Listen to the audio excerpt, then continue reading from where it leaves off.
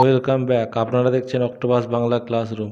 এই ধরনের একটা এমার্জেন্সি অ্যালার্ম আমাদের প্রত্যেকের ফোনেই আসছে এবং সঙ্গে ফোনটা ভাইব্রেশন হচ্ছে। আপনারা অযথা আতঙ্কিত হবেন না, জেনে নিন এই ধরনের অ্যালার্ম কেন আসছে তার সঠিক কারণ।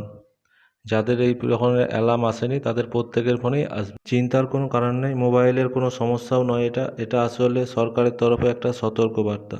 দেশ জুড়ে পরীক্ষামূলকভাবে এই অ্যালার্ম পাঠানো হচ্ছে জাতীয় বিপর্যয় মোকাবিলা কর্তৃপক্ষ, ন্যাশনাল ডিজাস্টার ম্যানেজমেন্ট অথরিটি বা এনডিএম এর তরফে সমস্ত অ্যান্ড্রয়েড ও আইফোনে পাঠানো হচ্ছে এই ইমার্জেন্সি অ্যালার্ম। সঙ্গে থাকছে একটা ফ্ল্যাশ মেসেজ। কেন্দ্রের তরফে তৈরি করা হচ্ছে একটা নতুন এমার্জেন্সি অ্যালার্ট সিস্টেম। এটি বিপদের সময় সাধারণ মানুষকে সতর্ক করার জন্য ব্যবহার করা হবে। জনগণের সুরক্ষা ও জরুরি সময়ে সতর্কতা জারি করার জন্য এই অ্যালার্ট সিস্টেম তৈরি করা হয়েছে।